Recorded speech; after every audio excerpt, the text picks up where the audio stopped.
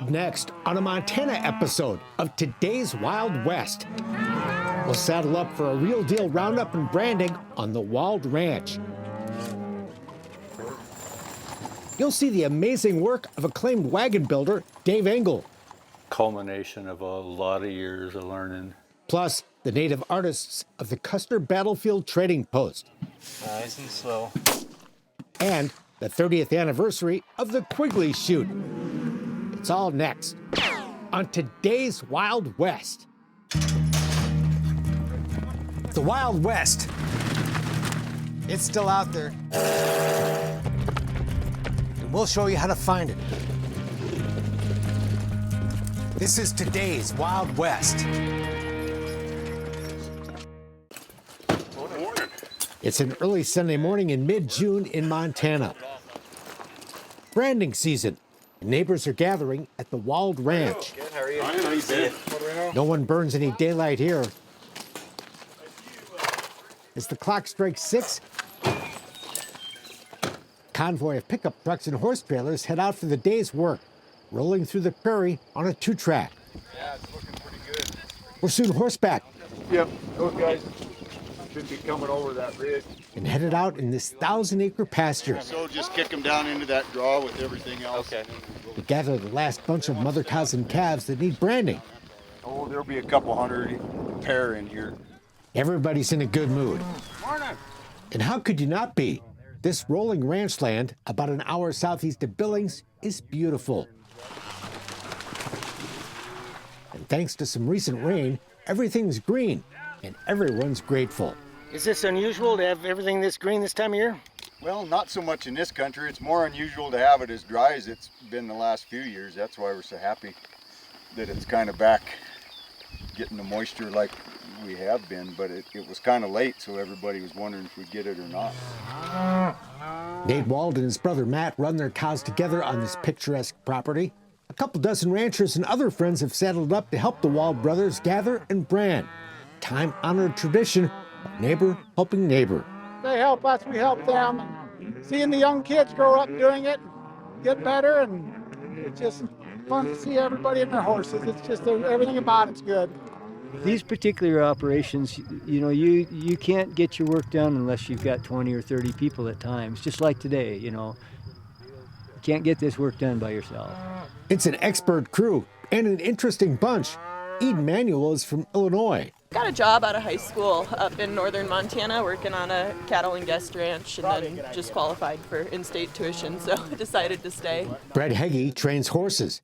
We sure enjoy. We make a lot of horses and sell them and keep some for our own, and yeah, we enjoy it. And Hannah Sherman works on a nearby ranch. Yeah, I work for the Padlock Ranch. I'm just on the other side of the Wolf Mountain. I'm on the cowboy crew.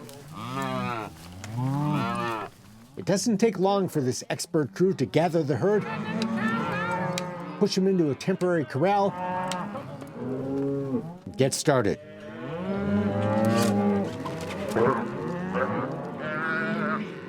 Loops are soon flying, with one cowboy or cowgirl rope in the head, the other the heels. We head and heel these calves. It's easy on cattle. You don't have to split all the cows off the calves. You just keep them together. They mother up again right as soon as you're done, and it just goes real smooth. Riders rope a calf out of the herd, and the cowboys get the rope off the neck and around the front feet. Calf is then stretched out, given a vaccination, and then comes the branding iron. That's how we identify our cattle. You burn them, but I think that skin goes numb. Those irons are really hot. It's a quick deal, and they're marked, and they jump up and go back to their mothers. The cowboys take turns. One group ropes half the cows, then swaps places with the ground crew and lets the other half have their fun. They're all good ropers and know how to handle cattle, and it's a fun way to do it. What's your job gonna be then? Just keep tally and then notch the ear tags and count everything. So.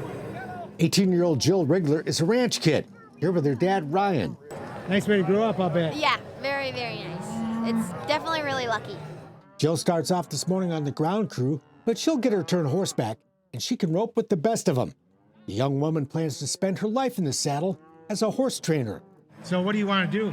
Train reining cow horses and breakaway horses. Spring branding is essential work, but it's also a lot of fun and a great chance for ranchers who spend a lot of time by themselves to get together with friends and neighbors. This is like best time of the year. Brandon time is like cowboy Christmas. It's what everybody likes to do. We get to head and heel calves, and it's nice and like warm, but not too warm. It's also serious business. And you got a live animal on one end and your own live animal, and then you got a string in the middle, you know. And you got to know what you're doing. We're really lucky to have this caliber of people. These men and women do ranch work all week long and then get up early Sunday to help their neighbors out for free. But it's really good to get together with neighbors and have a good time. And you never quit learning. Quit learning, that's as good as you're ever gonna get. Blaine Phillips, who runs a nearby ranch, grew up with a rope in his hand, like most everybody here. But Eden's pretty handy with a lariat as well. I'm learning. I'm learning the ropes. Even though she's only been roping for about 5 years. What's the hardest part of learning how to do this? Consistency. It's a perishable sport, is what. So the more you do it, the better you get. This whole day is a pretty picture of what America is all about. Neighbor helping neighbor. There's a real community of people here that when we get together, you know, we kind of understand each other and get our work done. It's a real fine community to live in. People rely on each other, you know. Doesn't take long for this like-minded crew to get her done, and the job is finished up before noon. Time for a break and a cold one.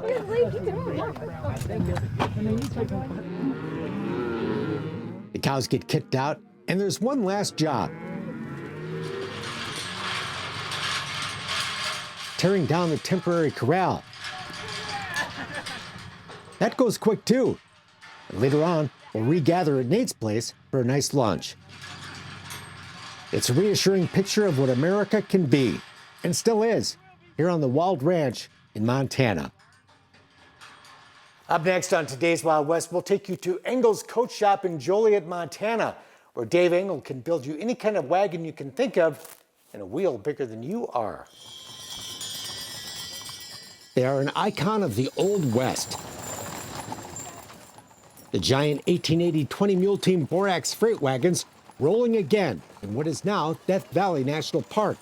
Wagons recreated exactly as they were originally built by Dave Engel,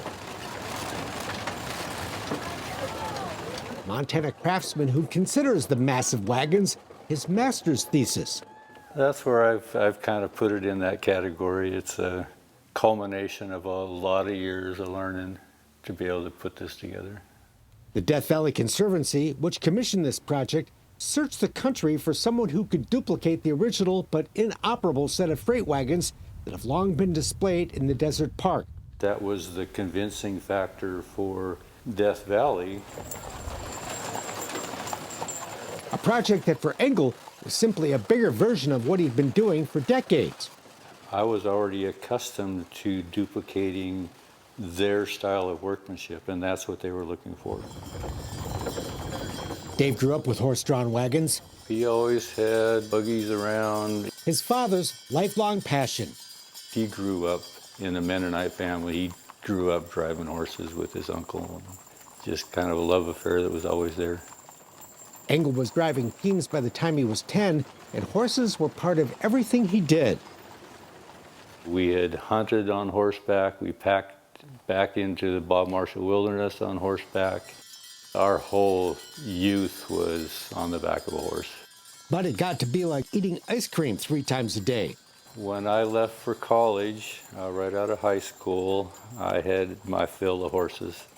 Dave majored in agribusiness, but had no real interest in the field. He was working in a feedlot when his brother-in-law called, asking if he wanted to come back to Montana and help start a business fixing wagon wheels. The first year, we built a couple buggies on speculation from scratch, thinking, maybe we need to have something to sell. Like a runaway team of horses, the business bolted right out of the gate. We found ourselves not having time to build new stuff. We were so inundated with wheel repairs, parts and supplies, and fixing and repairing, restoring buggies that I have never built a new buggy since. It's always been custom work. The partners would go their own way a couple of years later, Brother-in-law Rick Bischoff today owns a thriving business making carriage lamps for horse-drawn wagons. And turned a business that was creating 30 lamps a year up to 400 lamps a year. Dave's only real training was what he learned in high school shop class. But for more than 40 years, he's had one reliable teacher by his side every day. I have often said that the wagons were my best teachers. Every project is its own instructor, starting with his very first commission, restoring a pair of horse-drawn coaches for Yellowstone National Park. So in the process of disassembling those and paying attention to the style of workmanship that went into building those, I just began duplicating those. And so it was a learning curve, straight up. Every wagon, coach, or buggy is unique. They're all different depending on how they were built, who built them. And that's been my study, is trying to duplicate the different styles. Taking apart and rebuilding the wagons is a window into a bygone era of craftsmanship. It's not only a wagon that is made to be functional, it's also made with finesse and style, and that's what intrigues me. Their craftsmanship is a marvel to me. And they did it all without electricity. Building those borax wagons, that was one of the things that was on my mind constantly, was how did they do this without electricity? That is not the case for Dave, but some of his tools are almost as old as the wagons he restores. This table saw here is a 1908, and it's just right for me. There's a bandsaw almost as old, and a foot-operated lathe that dates to 1914. So you don't have to worry about a computer chip shortage in here. No. This is a pointer that points the end of the spoke that will allow it to insert into the hole of the tendon cutter. But the tools are his only helper. I'm not interested in a full production crew. I'm interested in doing the work more than I'm interested in managing people. There are no apprentices in his shop either.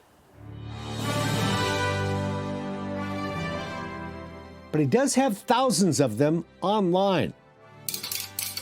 Well, I've had a request for a large wheel, which requires a large hub.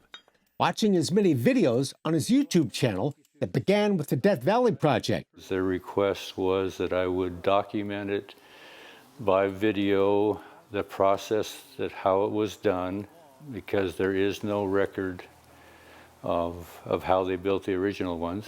So that's what got me into putting my videos on YouTube. Dave shows viewers how he builds wheels, bends wood, and restores and reuses the original iron recovered from decaying wagons and coaches. I'm going to run all these through the forge, which will help burn off some of the rust. It will loosen up all the nuts, and I'll straighten what has been twisted and bent, and then eventually run them through the sandblaster, paint them, and then assemble them to the box.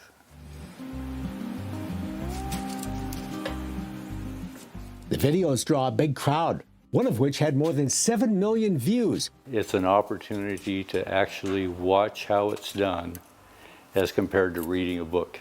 And he gives advice over the phone from time to time as well. Quite a number have contacted me on where to find equipment, how to build equipment. I get that all the time. There's never any shortage of customers. Engel has a 2-year backlog of orders and isn't taking any new ones. I'm trying to catch up on this backlog of work. And by the time that happens, I'll work on personal things. I have a number of projects that I'm going to do. So I'll still do the same thing. I just will do it for myself and not for customers. But by recreating the rich work of the past, Dave may be inspiring a new generation to follow in his footsteps and keep this historic tradition of American craftsmanship rolling for years to come. Just ahead, the beautiful Indian art of the Custer Battlefield Trading Post. It's so peaceful beating. And Crow Indian bead artist Marlene Stewart is very good at it, handcrafting beaded cradle boards, belts, armbands, medallions, elk tooth dresses, and more. Therapeutic. You betcha. She's a cheerful artist who loves her work. Oh, yeah.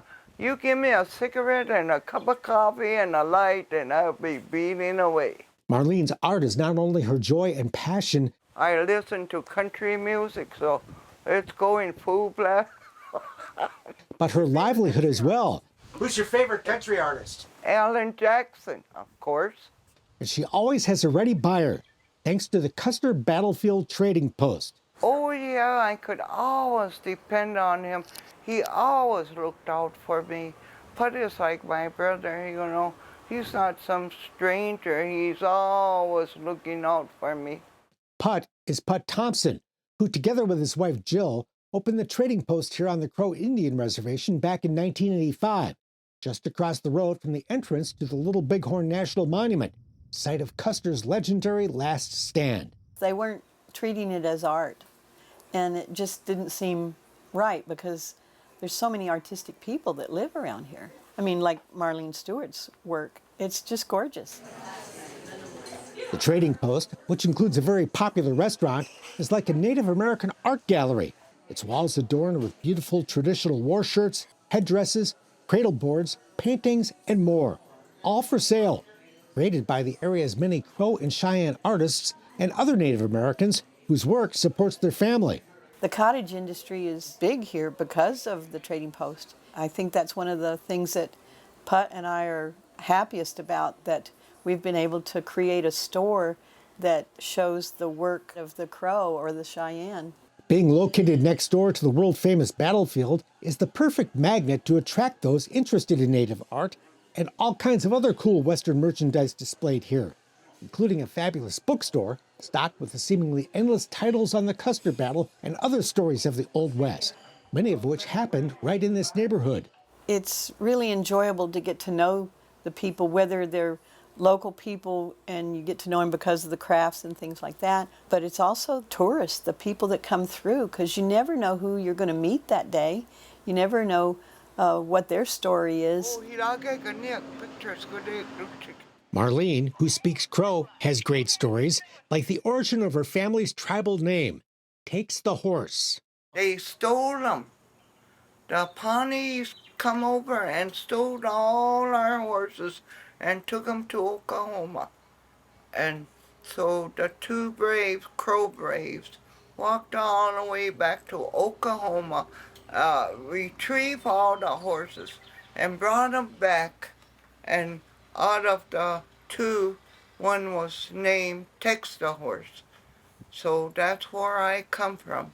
Marlene's work is a reflection of Crow culture, like the medicine wheel patterns she creates. A lot of tribes claim it, but it actually belonged to the Crows. Inspired by the ancient medicine wheel south of here in Wyoming's Bighorn Mountains, on what was once Crow land. The chief that made the medicine wheel, his name was Burnt His Face. His face was so badly burnt that he would not come amongst the tribe, and so he stayed up in the mountains, and while he was up there, he was making a medicine wheel. Putt and Jill have not only long loved Native art, but they've encouraged artists like Marlene to revive dying traditions, like cradle boards. That was a dying art. It wasn't being done. But once Putt started asking these ladies, would you make a cradle board? I commission you to make a cradle board. And then it's over the past 30 years, we've seen more and more resurgence of a part of the culture that was starting to be lost. In fact, Putt and Marlene collaborated on the design for this cradle board. I don't want them to buy it. Do you want to know why? Because Putt had work going into that, and I did too. And so that's something to show off, you know. We done this. We done this. In addition to providing a built-in market for Native artists, the store also employs about 40 people, most of whom are Crow and Cheyenne. Plus, the Trading Post is packed with all kinds of cool stuff for the rest of us to take home. It's a win-win-win. A trading post that keeps Native people working and artists thriving, giving countless visitors from everywhere the chance to take home the authentic, beautiful work of Indian artists who make their home in this legendary part of the American West. Still to come, Nice and slow. the 30th anniversary of the Quigley. Nice and slow. We're in the right spot with the right people shooting the right guns. I look forward to it every year. The only bad part is one time I come home from the Quigley and my wife had remodeled the kitchen. Welcome to the 30th annual Matthew Quigley Buffalo Rifle Shoot, It's pretty cool. where every June hundreds of people from all over the country and around the world It kind of reminds you of the Old West. turn a cattle pasture outside Forsyth, Montana into Quigleyville for a shooting match featuring the guns used by the buffalo hunters of the Old West, the same rifle Tom Selleck carried in Quigley Down Under, a Western movie that inspired rancher Al Lee to start this competition with 29 shooters back in 1991. How does it feel to have this be your 30th year? Well, it feels pretty good that I'm still here. 507 people have signed up to shoot here today from all over the U.S. and Canada and as far away as Australia. Most of them have been here before. People keep coming back year after year, so we must be doing something reasonably right. The Quigley is no longer a shooting match, it's an event. It's a big event put on by a small gun club. Al Lee has done such a great job.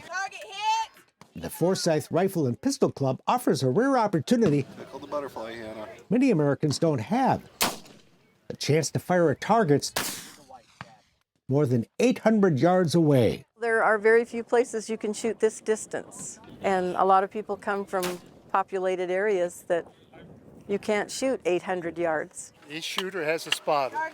To gauge the wind? Yes, and the elevation. It takes a team effort to hit a target so distant our camera doesn't even see it unless we're zoomed way in.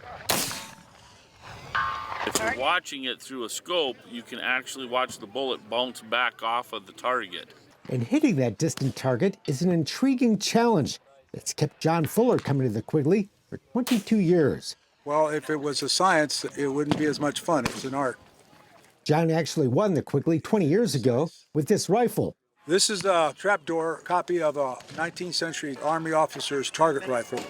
I'm Dad, that's Grandpa, that's Son. But like so many here, this is a family affair for Fuller. We've just been gratified to be part of it for all these years.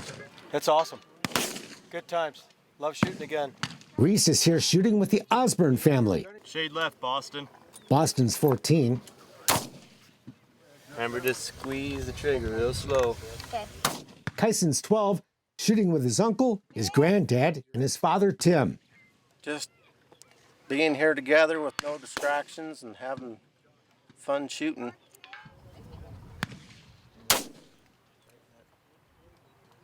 Oh, just left, buddy.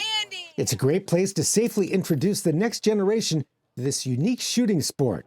They learn rifle safety and gun safety and how to respect people and respect the land. And it's an honest crowd. First time I come up here with my buddy, he wanted to look at some stuff that one of the vendors was selling. And I said, what do we do with all of our stuff? Because we've got a lot of money and stuff. And he says, leave it. He says, no one will bother it. There was once even a vendor who operated on the honor system. And people came by and they looked at the stuff and they put money in the jar because he had a list of what he wanted for the stuff. And pretty soon the pile was almost gone and the jar was full of money. Got to check out the vendors who set up shop here, offering custom cowboy hats, hand done, no sewing machine. Old West holsters, Yes, it's hitched horsehair. horsehair belts, and much more. And they have as much fun as anybody. The people and the guns and the country and the birds singing in the morning, and it's just, it's good.